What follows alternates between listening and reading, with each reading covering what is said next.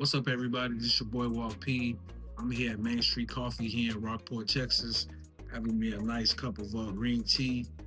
As you can see, the ambiance is perfect. It's a great place to hold conversations. And today's conversation is with political candidate Abel Pee Wee Solis, and he's going to be talking about his run for County Commissioner Precinct 2. He's running against Scott Mapes, but we're going to get into the interview and hear all about his candidacy. You're running for county commissioner. Go ahead. Let's go a little bit into your background. Uh, Talk about your experience in politics and just your experience in this community in general. Okay.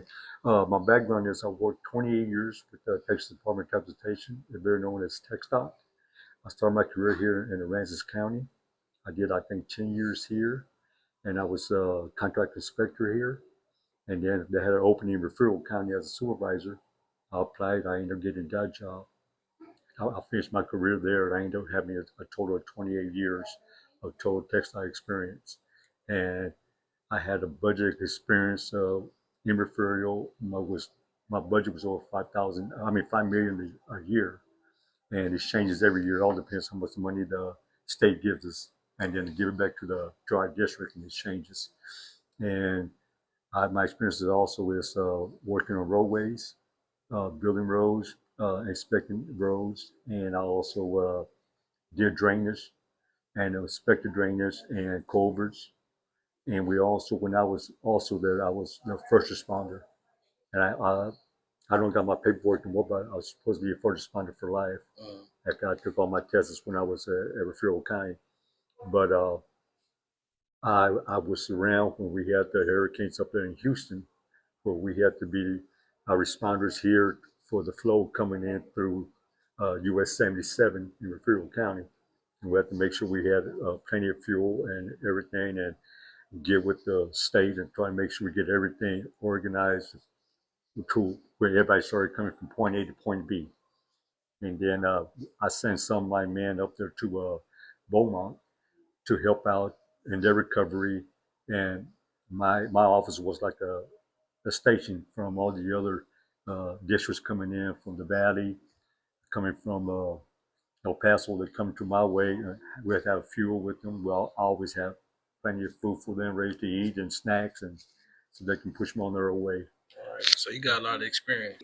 Let's just get down to it. What are the top three issues that you see that's affecting this community right now? What are your top three issues? The main issue that affecting the community is the water issue, and it is kind of puts it in a bind because we get water from San Patricio County, and they get the water from the Corpus area, so it makes it hard for small towns like us to can say, well, we're going to do something about the water, but we really can't do it or answer time. And the other things is, just the drainage and the I see not and all over the county, but in certain counties, certain areas, different precincts got their different issues, and the roads in the city, in the county needs to, be improved. But it's kind of hard to improve when we don't have the tax money coming in, where we can afford to spend millions and millions of dollars in doing all this stuff. So I think what the county's doing now from the road and bridge, they breaking it down into segments. Every year they got something new coming in. They got a 4-year plan. And the same thing we had at TxDOT. It was a 4-year plan where the first year, that's what you're going to do this year. Second year, that's where you look at it. And then the third and fourth is you mix them around. But number 4 year looks bad, you move it back to number 2, number 1, and then you immediate attention.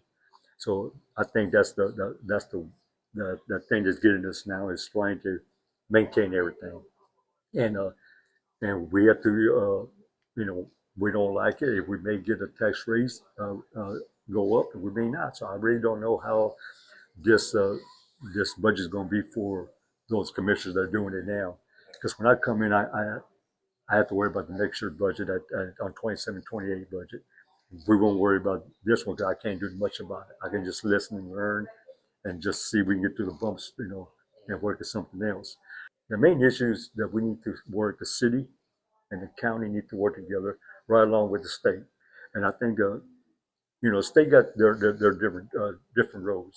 City and county they got combined roads sometimes, and And I know not everybody agrees, but everybody can disagree to agree sooner or later, But if the county needs help, they can go help the city out. The city needs help, they need kind of help out too, and that goes with the sheriff department and police department and DPS.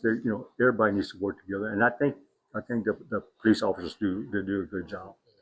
And I know when I was you know being a first responder here, and I see what Gary's doing here for respond. He's doing a good job, I think. And I like what he Mike Gears. Mike Gear, yes sir, and the way he knows what he's doing out there. And I always talk to him and try to hear what he has to say. If I have something to put a bug in his ear, I'll put a bug in his ear. The same thing I do with the rolling drainage. I like to put with Daryl Schubert thing. This I like to put a bug in his ear sometimes just to hear. I want to know what they're doing, so I know what's going on too. What are some things that you would like to implement if you become county commissioner? What I like to implement is like the road and bridge. There's a lot of things that we did in Texas that I can probably give them some ideas. I know one idea was that I know I had already talked to the guy there. I told him that when I was in Texas, we decided as a group because I was a PM coordinator for the South region. I was part of a group where we introduced rental equipment to to the state, and then they all we had it was 4 regions, so they all decided, and then we went out and started getting rental bids and all that, and I think it worked out good. I saved it from buying new equipment, uh, maintenance, maintaining all the equipment breakdowns, and get our guys that are working in the mechanic shop free up to do other small stuff, not the big stuff. So if something breaks down, usually the rental give us 48 hours. They have to respond. They give us another equipment or they come and fix it. And they always came out and they did a good PM on the equipment on weekends. They did it every week. We used to have, it's 3 for 1. We ran it for 3 months. We get 1 month free. And I think that it worked out for everybody because sometimes you get the equipment breakdown, or personal equipment breaks down. We can send it to the shop, and all mechanics probably can't do it. They go send it somewhere else, and that's what they do here too in the county. But I think we can try to get an idea how to do a rental for certain equipment. It will free up a little bit of their budget money. I mean, I don't know how they do their budget here, but the way we did it worked out for us. We had our own little rental budget, and that was it. And the supervisors was like, if I needed something, I just called my shop and told me I needed this equipment, and when you need it, and we schedule, and they bring it to us, and we're ready to roll. So You're in a tight race. They had the primaries. All three of you guys. It was three of you that was running, yes, sir. and all you guys was very close. Right. And that shows the engagement in the community, especially for this position. It's a very important position. You got to make a lot of decisions on things. Talk about that race. What were your thoughts going into the primary, and now that you're in the runoff? It's between you and Scott Mapes. Both y'all are great guys. I met both. I met him too. But what separates you from him that you do differently? That Okay. yeah. Okay. What I can bring to the table is I've been telling you from day one when I started uh, talking to people. I never once said anything that I wasn't going to back up and change it. About whatever I said in the beginning, I'm going to say at the end. And right at the end, right now, as the water crisis is, I don't think we need any kind of big development right now for big motels and all that. I think we need to slow down on that until we can get more money involved and well, maybe get our water going. And that's one thing that I always said that we need to do it. I never changed my mind on that. It's a water issue here. And my next thing that I bring to the community and to the commissioner's board with my experience as a budget guy who knows how to work $1 million budgets and not little small budgets. I got a little lawnmower company mine's only a little budget. And that compare that to my kind of work I used to do, that ain't nothing. And next thing I got that I got more on him is the safety experience that I got with the state first responder and being involved during hurricanes. Uh, I never left for 28 years. I never left the state of Texas. Well, I never left my district during a hurricane, even though it went around us. The only time I left, I retired in April 1st of 2017. Harvey hit August 25th, and I didn't leave till I talked to TxDOT, make sure my guys were in good shape before I left. I make sure, but I think my spending with budget and development and road construction and I know how to talk to the companies that they get a bid for us, and I know them, and I was talking to the other guy, maybe he can, if he has a problem with the contractor that's they're trying to get material. I said, I'll call and talk to him. I mean, I'll do it right now because I'm not a commissioner. Once I commission, I probably can't do that kind of stuff, but I can talk to them. I know the ones he talks to and all that. And some of those guys used to be TxDOT employees, and they retired and went to another thing. But that's what my experience is over my opponent. We're here in the beautiful Main Street Coffee here in Rockport, Texas, and you talked about dealing with the different businesses here. What would be your approach to small businesses like Main Street, other businesses that may look to come into the county? How would you approach that, and what do you think is the best route to go as far as maintaining our businesses that are here, our local business? Yeah. Well, see, on that right there, I know the small local businesses, I know they need to maintain their own business. And all we can do as a county is try to promote them like like you're doing right now. Coming out here, you're promoting them that we're here. People come and see it, and maybe more people will come in. But I think that we need to just promote all of our small businesses uh, in the newspaper or on the internet and tell them what Rockport's all about. And well, not just Rockport, Fulton, the whole Aransas County. What we're about, what they can bring to us, what we can help out when they get here. But first of all, we need to make sure that they can come to our businesses without having problems coming in with roads, construction, and all that. Because we're going to end up having road construction sooner or later. I mean, the roads they need to be worked on, and it's getting time that everybody's going to have to just sit down. And I know we're going to have a lot of construction in a couple, maybe this at the end of this month, next month on the Silk Road for TxDOT. They're going to do a lot of road construction here. That we need to make sure that when people come in, they know that there's going to be road construction. So coming to our businesses, they'll be able to come in a lot easier and not worry about, oh, we can't come in because they got a roadblock and all this and that. But promoting small business is the main thing that we need to figure out how we can do it as a county and the city to do that. One thing I noticed during the primaries, there was a lot of heated discussions on social media. For the most part, you ran a pretty respectful campaign. You didn't really attack anybody. I didn't see you doing anything like that, but there were personal attacks against people, and you know, it just wasn't a good look for during the primaries. Mm. Why do you think so many people get so enraged about stuff like that, and how can we get people more engaged in the political process, but respectfully engaged? The thing is, when you get to social media, I try not to put too much of social media because they twist everything around and they ask questions, and then in some questions you can't really want to answer, Right. and then they'll talk bad about you. Oh, he didn't want to answer the question because he don't know how to do it. You know, sometimes I like to sit down and think before I talk, and I think that's what I think us three guys did. We sat down and think before we spoke. And I wasn't there like I told everybody. I'm not here to sling mud at nobody. If the winner's going to be the winner, it don't matter what you say or what you do about him. You know, you can downgrade all you want, and he still wins. He's still there.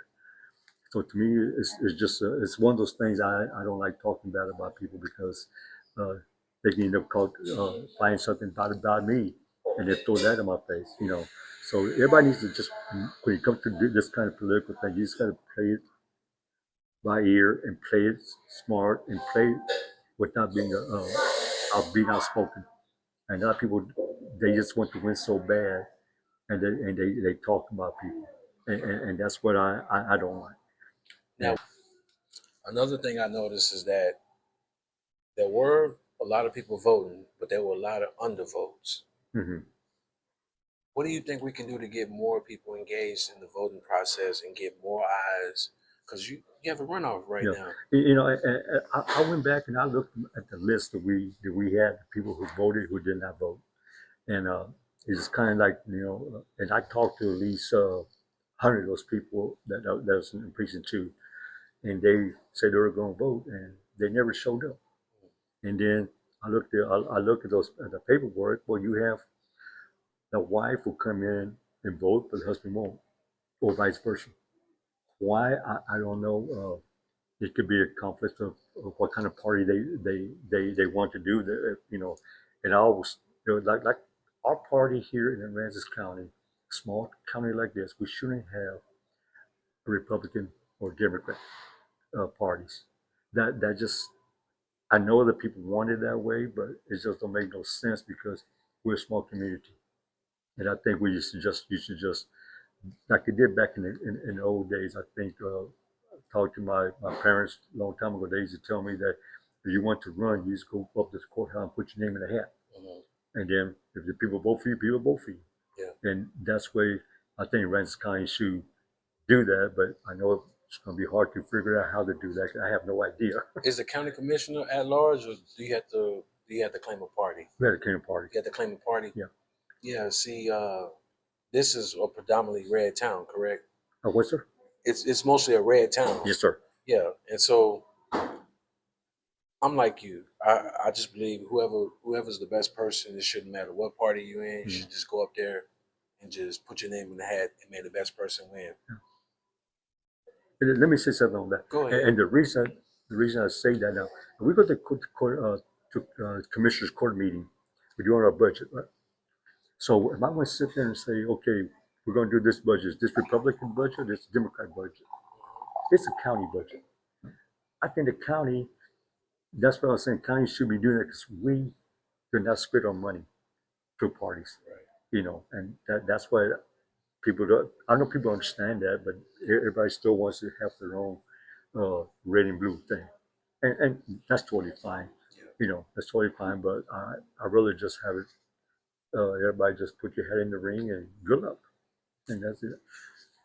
So on the county commissioner's court, you got Judge Garza, you got Commissioner Rousseau, you got Commissioner Dubnik, you got Commissioner Cheney. Right. Right? Commissioner Cheney, I think he's gonna pass the mantle, the baton soon. So how, I know you know all of them. How do you give your opinion about how to get along with each of them to get consensus? Yeah. Well, see, when I first decided to come into this, to run a commissioner last summer, I knew Bob Dubnik, Commissioner Dubnik. Me and him worked together. He worked for AAP, and I worked for Textron. So wherever they did on the highway, needed to come through us, and I knew him, and that's how we coached Little League Baseball with each other on different teams. So I knew him. I met Mrs. Pat a couple of times there, and finally she asked me what I was doing. I told her I'm running for, I want to run for county commissioner. She said, okay, so we became friends too.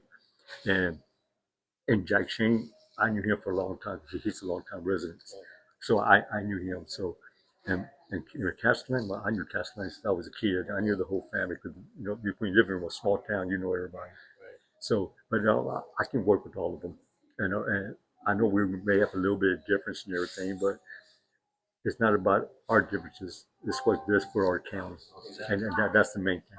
Whatever's best for the county, and I think us commissioners can work it out and make sure that we're gonna get what we want and get our dollars worth, what we need for our citizens to make sure everything's good. All right, Pee Wee, just to wrap this up, in your own words, tell the viewers and the voters why you're the best person for the job. Okay. The reason I say I'm the best person for the job is, like I said, my experience I have with textile, and and I'm a long time resident. I know what we're doing here from the beginning. I know what we're doing at the end, and my experience on budgets, and my experience as a contract inspector and a maintenance inspector for major projects. I know how to build roads from the bottom up. I know how to maintain them. I know what kind of material goes on the roads, and I know how to keep drainage up and make sure that drainage looks good. And then I also got my other thing is being a first responder when hurricanes, tornadoes, and everything. We always responded for work. We always had that this little thing that my office was one of the only offices around the area that responded to any accidents on highways. We were the first ones there. If somebody needed help, they called us, and we'll come out there. And even if they needed help in the Aransas County, we'll come over here and bring my guys out here. And we'll do it. And the other thing is that I got a good personality to where I can work with the citizens and hear their voice.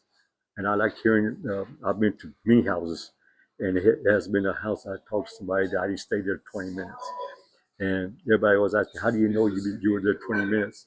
That's because my truck's on, and my truck turns off automatic in 20 minutes. So I know exactly I'll be here 20 minutes, and that's why I say, okay, I think it's time for me to leave. I heard enough, and like I tell everybody, I cannot promise you nothing because it's four of us there besides me. All I can do is be a person to go out there and talk to y'all, try to get y'all what y'all want, or find out why we can't do it. And there's a lot of people I had to tell them why we can't do stuff, and they just don't understand. But I think they kind of they I know they talked to already. I know they talked to Cashline before, and I know they talked to the engineers before, and they get the same results. Now you got a newcomer coming in. Now they're trying to get you to commit to something, and then you go, you never got nothing before. What do you think is going to happen now? You know, we don't have the money to do different things that they want to. In other words, we can't expand more roads than what we already got now, and they don't. Some people don't understand that, but we can't spend more money than what we got. We got to keep our same level that we got right now. If we're not getting that much money right now on the taxes, once we do, hey, we can probably do a little bit more. But that's one thing that I think of. I actually got one more question to ask you. I forgot to ask you. The crown jewel of Rockport, Little Bay.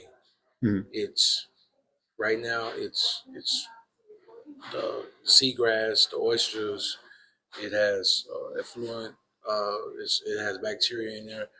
Talk about why it's important for people to. Well, first of all, talk about Little Bay when you was growing up Yeah. versus what it is right now, and why it's important that. Well, you got to think Little Bay when it was there, we didn't have Kilagro. Kilagro was built into it, and so Little Bay was wide open. Water used to flow in and out all the time. And when they started developing Kilagro, and I know they were trying to figure out how to get the water flow and everything, but sooner or later, like it's not flowing. We dredge it. I know we've seen dredge it plenty of times, and it still doesn't do no good. So what they're trying to do now, and I'm trying to learn everything more because I'm trying to make sure that what they say and do, they do it, and I want to learn from it too because I really don't know about all this water stuff that the flow and everything. And I know they want to build a canal and channel and all this and that, but I don't think that's going to be the right way. It's going to cost us more money to try to do that and then maintain it. And people don't understand you got to maintain stuff like that. But Little Bay, when I was a kid, we used to go out there all the time, go fishing, and uh, when I was older, we used to ride boats out there and everything. I don't see that no more. And why? Time changes. We're a kid, we're outside kids. Nowadays, we're inside kids. They don't go out as much. And I think, and the water's not moving, so nobody, they know that it's probably dirty water, so they don't want to go in there no more. And what those guys are trying to do, and hopefully we can get grants and figure out how to get the water to circulate through there some way, somehow. But it's going to be hard. It's going to be hard. So, You want to shout out your Little League baseball team? Texas Longhorns. Hey everybody, this is Abel Pee Wee Solis. He is running for County Commissioner Precinct 2. You guys need to go out and vote. When is early voting and when is the Early voting starts May 18th for a week. I'm not sure. The 26th, I think it is. No, the 25th, I think it starts. And May 26th is the final voting day. It'll be the Tuesday. I think the hours open 77 early voting, and then 77 on that Tuesday, runoff Tuesday. All right, Aransas County, y'all need to get out and vote, man. Y'all need to vote. Do what you can, and don't let these candidates down. Show them your support. Come out, make your voice, make your vote heard, and do the right thing. I'm Walter Perry, and we are out. Appreciate you, sir. Thank you. So.